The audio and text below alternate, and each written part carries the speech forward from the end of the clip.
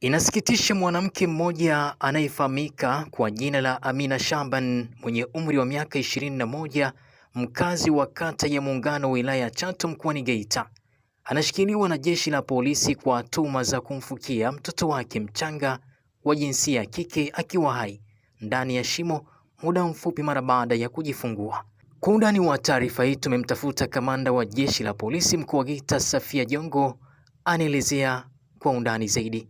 Langu mie jina naitwa Nasir bin Nasir, niliyakubakia nami. Mkuu, habari yako?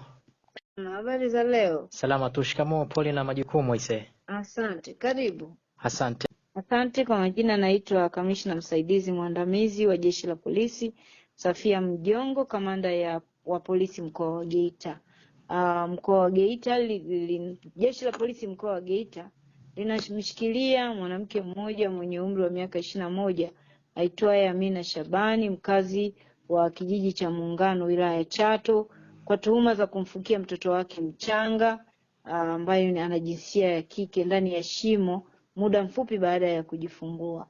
Tukio hilo limetendeka Mei 16 majira ya saa 9 alasiri nyumbani kwao hapo Muungano, huyo binti ambapo alijifungua huyo binti, na masaa machache baada ya kujifungua alimfukia. Majira ya saa 4 asubuhi siku ya tarehe 17, wananchi walisikia mtoto analia sana na wakaanza kufanya juhudi za kumtafuta huyo mtoto anayelia anatokea wapi.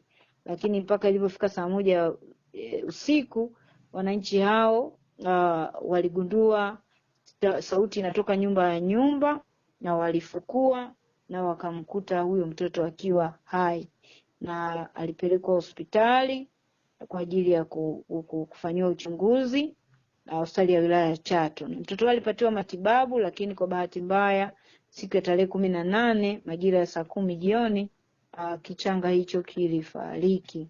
Lakini baada ya kutenda kosa hilo na kugundua, wananchi wamegundua tatizo kwamba wamefikia mtoto, binti huyo alikimbia mkoa jirani kwa nia ya kujificha, lakini tulifanikiwa kwa kushirikiana na chanzo cha tukio kinachunguzwa, na uchunguzi utakapokamilika mtuhumiwa atafikishwa mahakamani.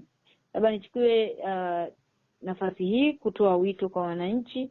Kikubwa ni kuimarisha malezi na uangalizi wa watoto, hasa wajawazito. Watoto wa huku kanda ya Ziwa, wasichana wanapata ujauzito wakiwa bado wadogo, na hatimaye wanaona ni ngumu kulea hao watoto.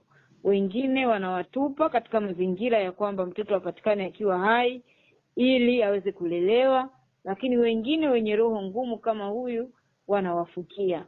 Na hivyo nitoe wito kwa wananchi kuangalia wajawazito. Kwa wakiona mjamzito mtoto mdogo, basi wanapojifungua tusaidiane na Jeshi la Polisi kuhakikisha kwamba hawa watoto wanaozaliwa tunaendelea kuwatunza, kwa sababu mtoto hana kosa lolote. Lakini kikubwa ni malezi.